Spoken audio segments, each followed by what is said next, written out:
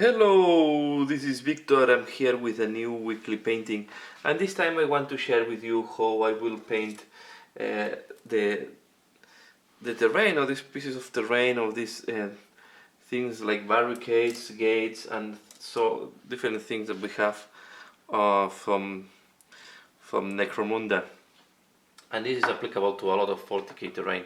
So as you can see, I have applied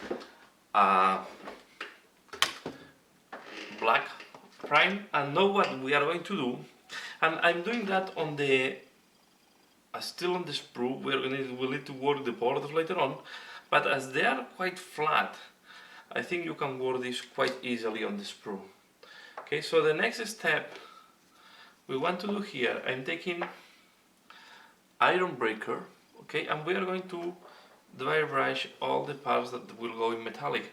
That I will do almost everything in this metallic, because it will be like the base for everything. So we take any panel, and we go with quite a heavy dry brush, because I want this to look metallic in principle. Okay, so I will go for a rust metallic on all these type of things. I don't think in Necromunda they will go for fancy looking components, okay, especially in the low part of where the war is happening.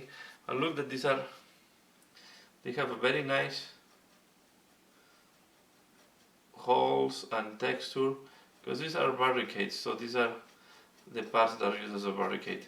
I will do the same. I will show you as well, because I will try to do all the terrain. Okay, so you will see, but later on I will focus on just one of these pieces, but I'm just doing quite a fast job, so you can see how I paint the Necromunda terrain. So I will do dry brush on all the parts, and then you will see how they look like. So this is how the barricades are looking like after applying the dry brush with iron breaker. And now, as you can see, I'll separate them from the sprue, because I played with them, but I did the dry brush with all of the parts. So this is going to be the base when I explain the other different parts how to do it. In that video I want to focus mainly on the barricades and how to do this to look like rusted and damaged metallic panels or doors in that case. Now how to use, they have to use debris from the previous battles, or from who else know, to convert them in barricades. So now what I'm going to do is I'm going to apply air shade, okay, to give a brown dirty look. Okay, we want also accumulate a little bit of the wash on the recesses, but we have to be careful. I don't want it to pull or to go too heavy, okay, because we are going to work later on with the oranges. So we apply that, okay, and we do one side, we let it dry, we do the other side, and then we will need to do the borders somewhere in between. So you can see I'm doing that. Okay, you do this side. This, if you do it on the sprue, this can be also a fast thing to do. And if it's not super precise, don't. Here I try to be efficient and try to have this terrain painted as fast as possible. Okay, so this is the main purpose. So this is why I go with quite basic techniques. Okay, this is okay. We do the same on this type of doors. And if the dry brush is not perfect and we have dirty and dark parts, it's okay. So this have to be like looking quite dirty. You see, I try to avoid anyway to have too much brush on too much wash on one of these panels. So you see, I go quite. Don't go too heavy. Okay. So I will do this on the rest of the panels and I come back once it's done. So this code looks like after applying the white with Airshade is looking dirtier. Now the next step I'm going to use, I will use again, I will use Razor Rust, okay, and then we are going to do the rust on the parts we think that are more damaged or are more, so on the crevices and so on. So what we are going to do is we take Razor Rust and little by little we add this orange rust. Okay, we follow the like here, okay, in the where the rust will be accumulated on the rivets. We can do some of them around. For example, we can go here as well, put some rust. Okay. You can go around the rivet. For example, in that case, this one will be like that. Okay. This is the position. So we have to think that if we go here, then we can make the rust drip down like that, and we accumulate. Don't use the best brush to do that.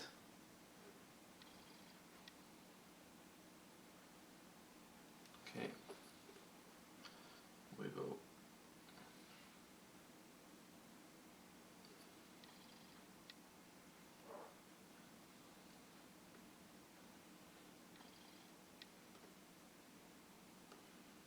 Again, we go over there. Okay, so you will do this. You can skip some of the bars, but mainly you want to really this one. We can add some rust here where there was the damage. Okay, there's some, because if it was maybe the metal was more exposed, we can add. So it's up to you how much of this rust you want to add and in which places. So, but try to be consistent. If you add quite a lot, try to here and then can drip again. Okay, and here I can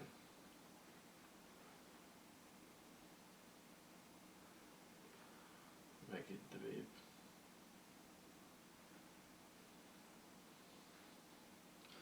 Okay, and from this point it will go. Okay, so we want to do that as well. Can go on here on some of these rivets, the big ones.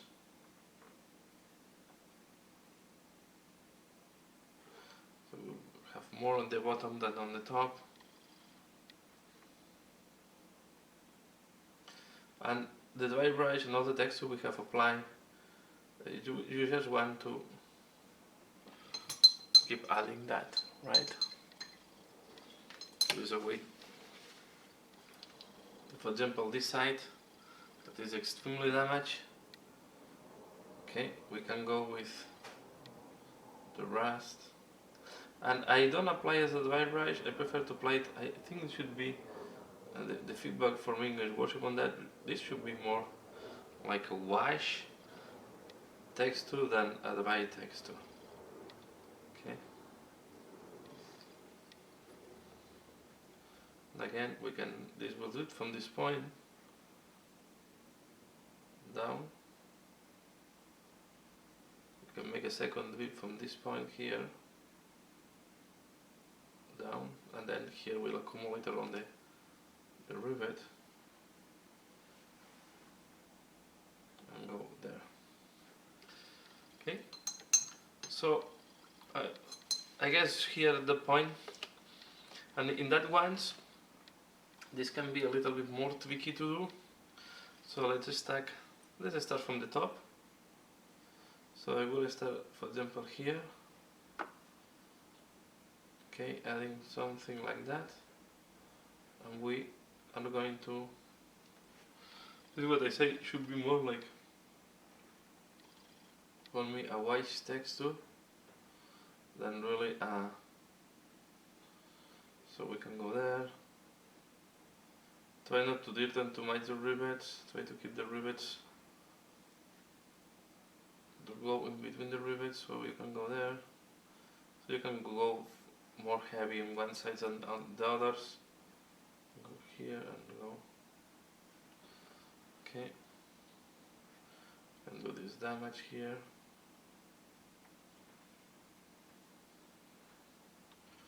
Then we'll go here and we'll go like that.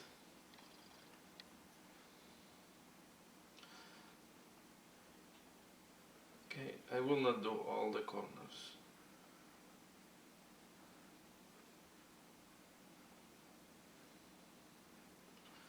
Over here we can do that.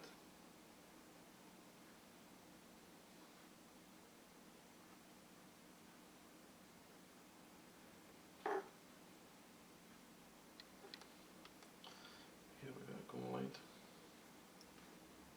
We can go like that.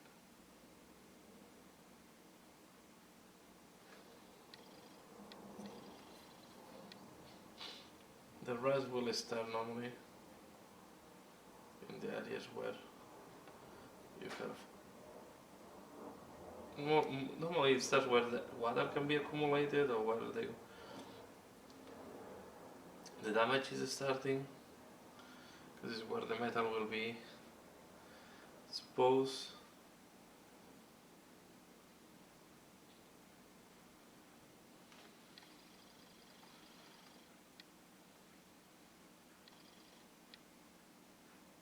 Okay, so I keep doing that, just adding some of this rust on these two panels, and I come back once it's done. So this is how it's looking like once I apply the rust, the rust all over the place.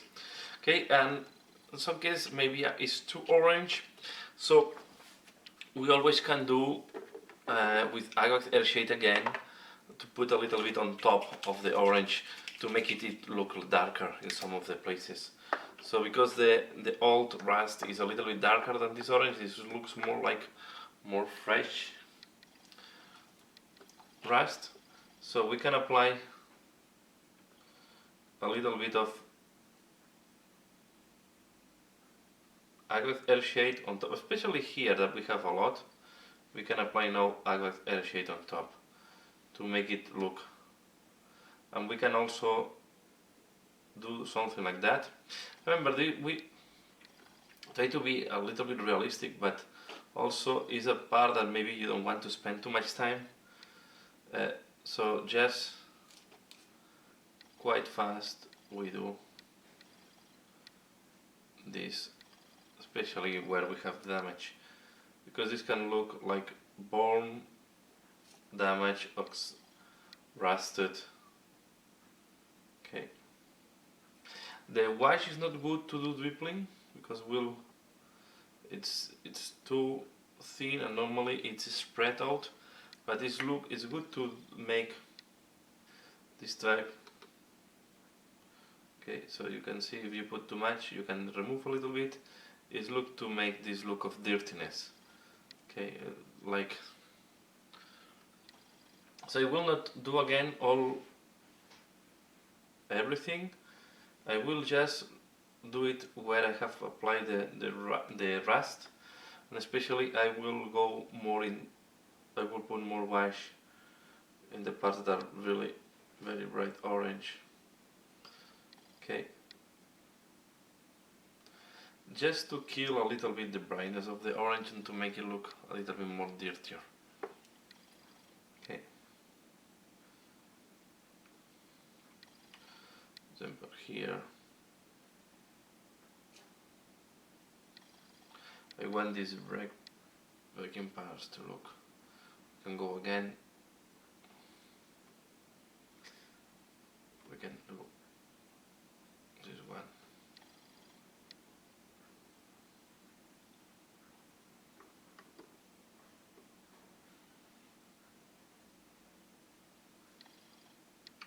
Especially here at the bottom is where the dirtiness will accumulate the most, so you can apply a little bit more wash here in that place.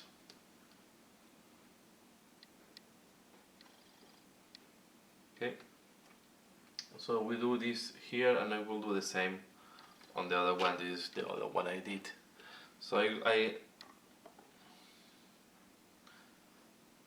and the intention is to play with the browns and oranges to make this look of dirtiness, rust, okay, on all this.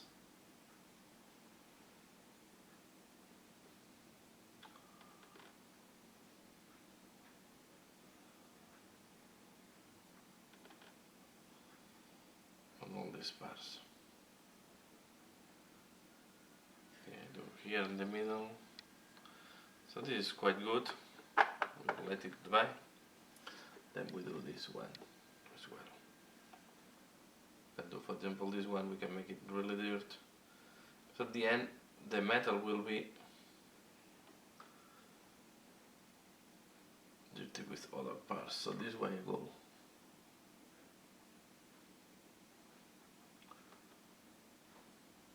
These are old doors, gates, completely broken, welded together to make a barricade.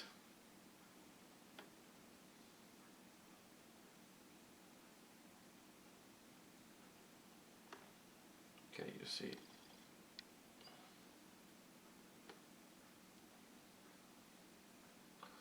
I do here. Let us say this is, I'm looking for something quite, it's looking well on the table, but at the same time I'm looking for some efficient work, something that is quite efficient, okay, and fast to do. Normally you can also use powders to do this rust and dirtiness. I will not do it in that case because these are parts that are going to be touched a lot, and I prefer not to use, because then you can start rubbing off the different,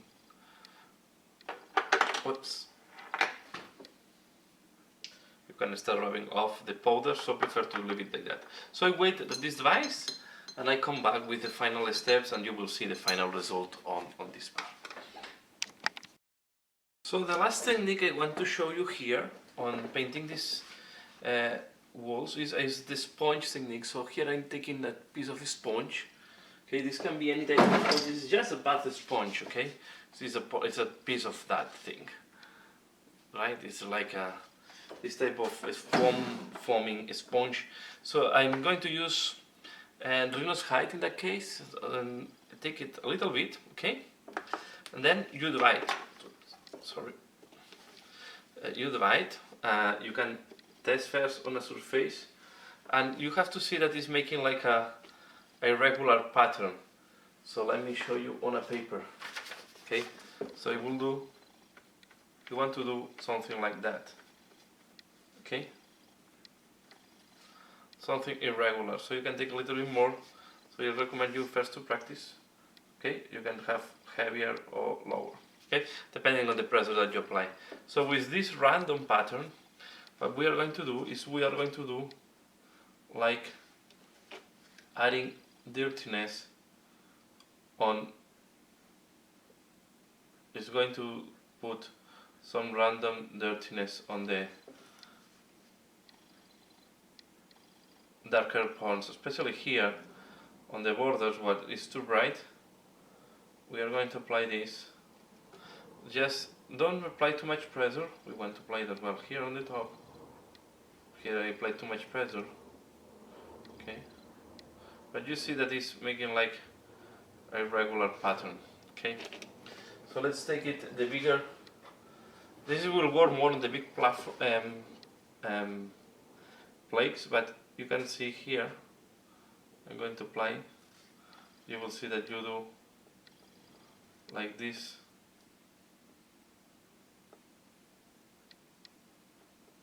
Irregular. You can take.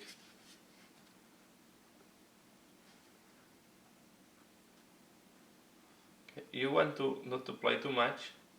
This will give. Then I can change. So I just make this with the fingers. So you have a different pattern now. You can even squeeze it like that. Okay, you take a little bit more. Dry it. I recommend you to first test on a paper. Okay. You see.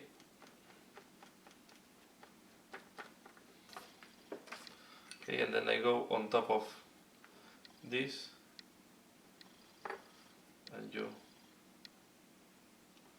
and will be a mixture of between stabbing and dry brush. Okay, you will create random dirty points.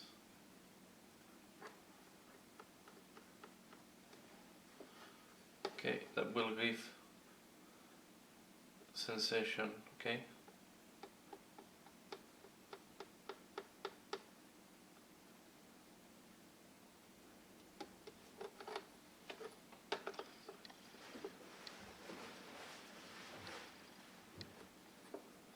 Especially here on the sides that we have worn very little.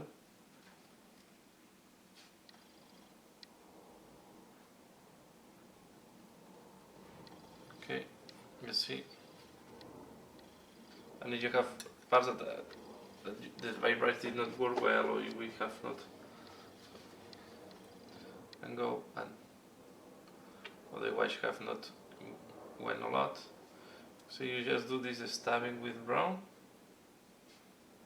with this foam or this sponge.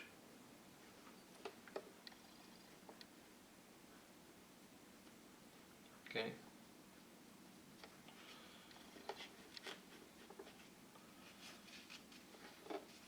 Can take different shape.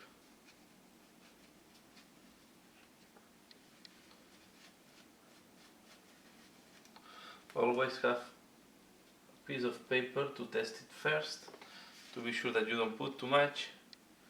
I'm going to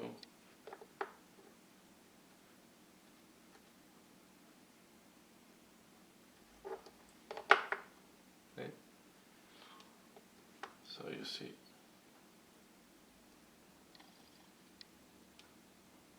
they give very nice and irregular pattern that will make. We can also step like that.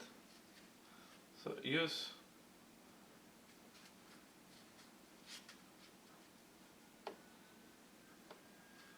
okay, you can go there.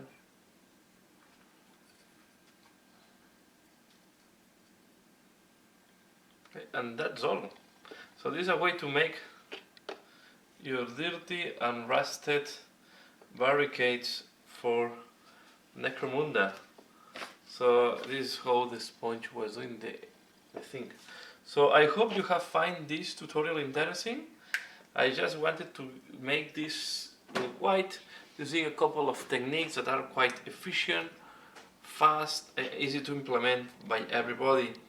Not very rare techniques. Maybe the most special one is the sponge one, but this is a technique that is used a lot when you want to give this type of irregular chipping or irregular dirtiness. So here we have another tutorial this week, how to make dirty and rust barricades for Necromunda 40k or any sci-fi modern anytime that you do metallics. Here you see, especially on this one, I like a lot how it feels. This is really the sponge plus the oxidation. I think everything is matching very well. That's all for now. I hope you find this tutorial interesting, and as usual, thanks a lot for watching, and see you later. Bye!